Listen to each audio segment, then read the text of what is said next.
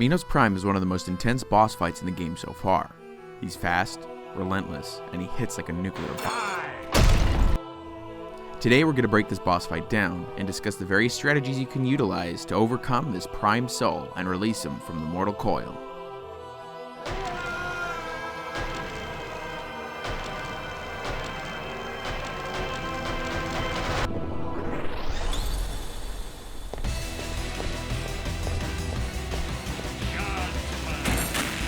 To start, let's take a look at some of his stats.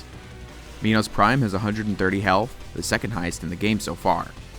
He has no weaknesses, nor does he have any resistances to different damage types. He does, however, take the regular bonus damage from limb shots and headshots. MINOS also has stamina, which dictates how many attacks he can use before he needs to rest, or before he can attack the player again. It basically works like this. He has a set amount of points in his stamina pool, and each attack uses a different amount. Once this hits 0, he'll need to rest. Pretty simple. The rest period for the stamina to recharge is different on most difficulties. These rest periods are 4 seconds on Harmless, 3 seconds on Lenient, and 2 seconds on Standard and Violent. This cooldown period will typically begin after his stamina has been spent. However, during certain animations, the cooldown period can start. Will pause during the actual attack, then resume after the attack animation finishes. Parrying MINOS' attacks, minus the Seeking Snake, will actually restore some stamina to him, causing him to be a bit more aggressive. I'll leave a link to Locke's video demonstrating these cooldown periods and the cost of these different attacks. He's also helped me a lot with finding these exact values and learning more about how the stamina works for MINOS Prime, so huge shout out to him for this help. During MINOS' second phase, his stamina cap increases. On Violent when entering Phase 2, he essentially has infinite stamina and won't stop attacking you, making the fight a lot tougher with how relentless MINOS is. You'll know you have entered Phase 2 when MINOS says, "Weak," at about half health. Here's how much stamina MINOS has on all current difficulties, both during the first phase and during the second phase. We'll cover the cost of each attack as we get to them. For now, let's see what MINOS will throw at you and how you can handle each attack. Prepare thyself! This is his double kick grounded combo that ends with a Seeking Snake projectile. Each hit does 30 damage and can potentially knock the player into the air, allowing MINOS to follow up with an uppercut. The snake will do 30 damage if it hits the player. It costs MINOS 3 stamina points to use this attack. This attack can be avoided by simply sliding or strafing left or right while he's attacking.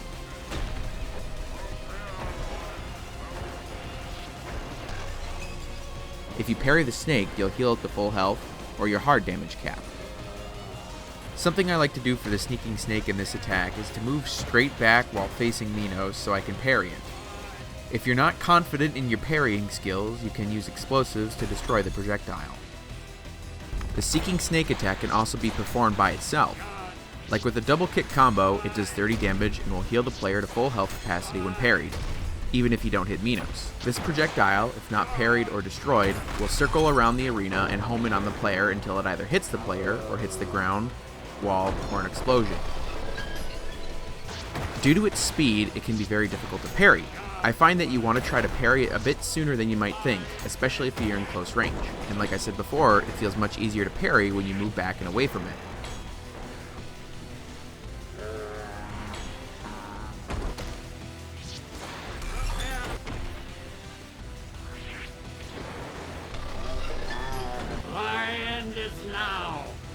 A 4-hit grounded combo where any hit has the potential to knock the player into the air, and again, he can follow up with an uppercut. The final hit of this move can be parried. This last hit will still carry through even if you parry MINOS, and you'll still take damage. If you're going for a parry, it's best to dash at the exact moment you parry. It will cost MINOS 2 stamina points to use this attack. The final hit cannot be parried during Phase 2 on Violent, but is parryable on lower difficulties in Phase 2. Much like with his previously discussed attack, this can be easily avoided by strafing or sliding left or right at the right time.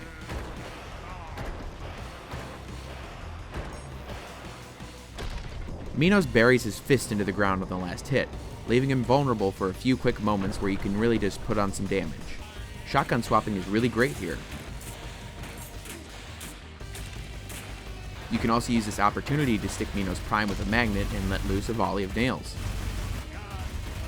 The reason you want to stick to the ground for this fight is because when MINOS is using Prepare Thyself, or Thy End Is Now, he can actually cancel those attacks directly into an uppercut if you're in the air at all. This could lead to him comboing you to your death. A hit scan attack where MINOS leaps into the air and pauses for just a moment before instantly diving at the player, dealing 30 damage. On standard and higher, this will also produce a shockwave that will deal 25 damage once he hits the ground. It costs MINOS 1 stamina point to use this attack. The shockwave does not exist on lenient or harmless. The easiest way to avoid this attack and the shockwave is to jump into the air, and just as you see MINOS reach the peak of his jump, you'll want to dash right after he says die. On lenient and harmless, you can stay on the ground and wait for the same timing. Double dashing on the ground is a viable tactic to avoid both the hits, but it's an inefficient use of your stamina. Judgment! An absurdly powerful dropkick that will deal 50 damage. This attack is parryable, but can be hard to perform while also avoiding damage. This attack costs MINOS 2 stamina points. This attack is not parryable on Violent at phase 2. This move has an explosive shockwave that gets larger the higher the difficulty you're on. It's smallest on Harmless, and largest on Violent. The easiest way to parry this attack and avoid damage is to dash at the same time you parry. If you don't want to risk the parry, a good tactic to completely avoid damage is to utilize dash storage, where you dash and then hold slide immediately, giving you invincibility throughout the duration of your slide.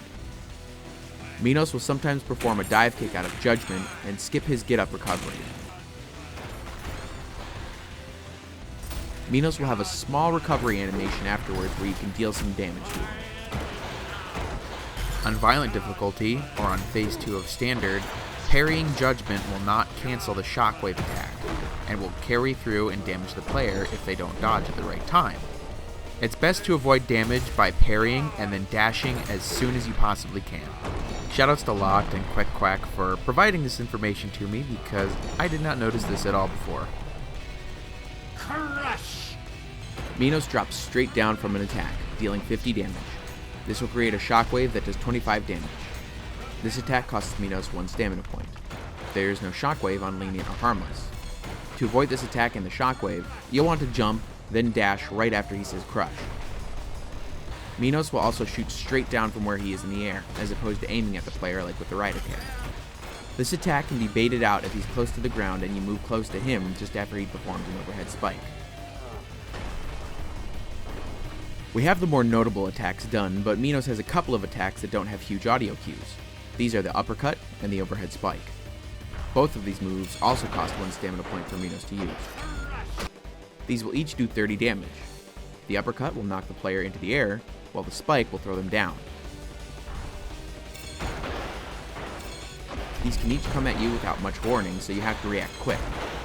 MINOS will typically be in the air when he does these attacks and will teleport to you. After the teleport, there is a small wind-up and a blue flash. That's when you should get out of the way, either dashing or sliding. These attacks can combo into each other, or into other attacks, so getting hit with one of these can quickly lead to your death.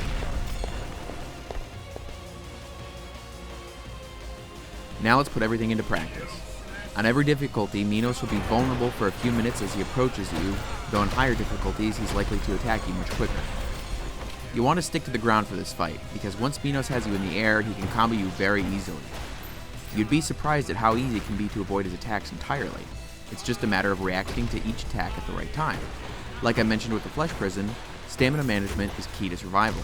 The Marksman is great for this fight because if you lose sight of MINOS, which might happen with how much he moves around, the coins will do all the aiming for you. Projectile boosting is also a great tactic when you have him on the ground and you're about mid-range.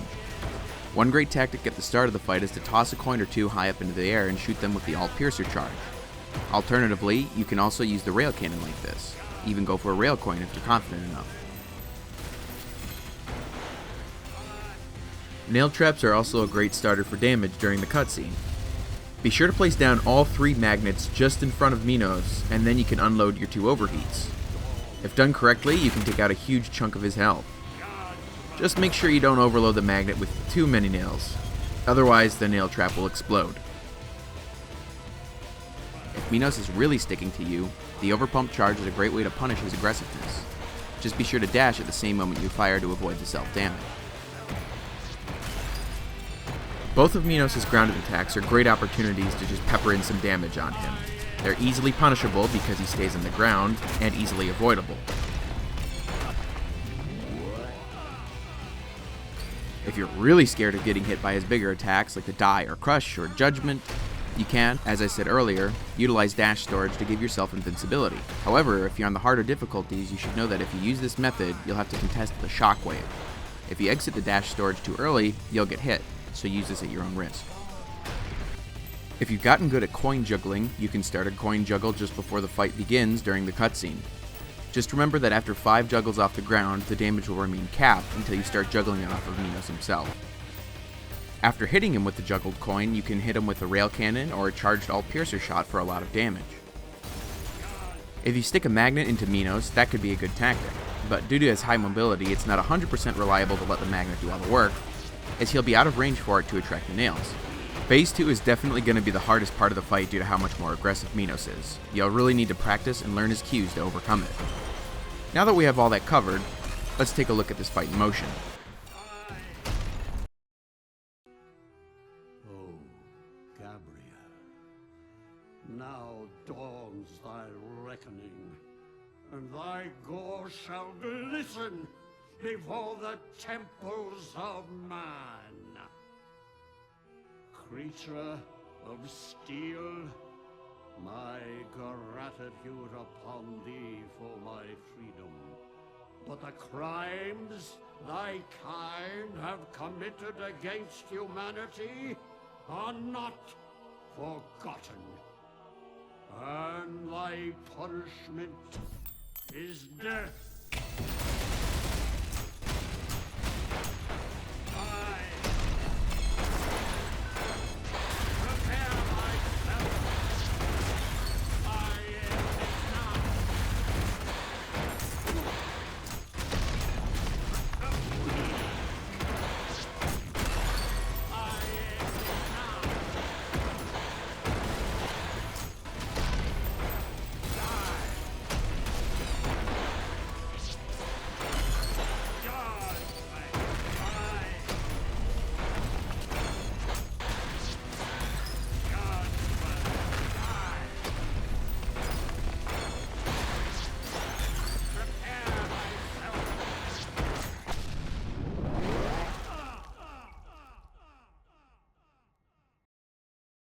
As with everything in ULTRAKILL, you'll need some practice.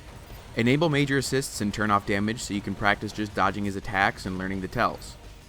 This is the ultimate test of your patience and skill in ULTRAKILL so far, so if you're having a hard time, don't stress yourself out too much about it.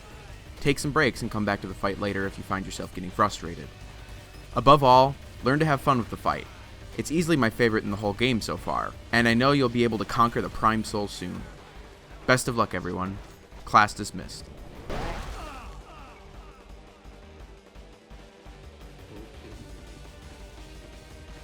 This took a while to get done. I want to thank you all for being so patient with this one. Big special thank you to Locked and McLyntree for their help with additional information in this fight, and especially with the stamina from Locked. Hakita, as always, for being so open with sharing information about these bosses and giving me some insights. So, thank you all, and everybody take care. Additional big thanks to QueckQuack for additional fighting tips and general strategies. He's the P-1 master quite easily, so you guys should go check out his stuff. He's amazing at this game. And a big thanks to the folks on Patreon who've been supporting me. I'm not doing a monthly support thing, I'm doing by video, and as of right now, I'm just going to be doing it for the bigger ULTRAKILL guides until I do some varied content that hopefully will take off a little bit better in the future, but I've still got to experiment around with that. So we'll see how it all goes. Bye.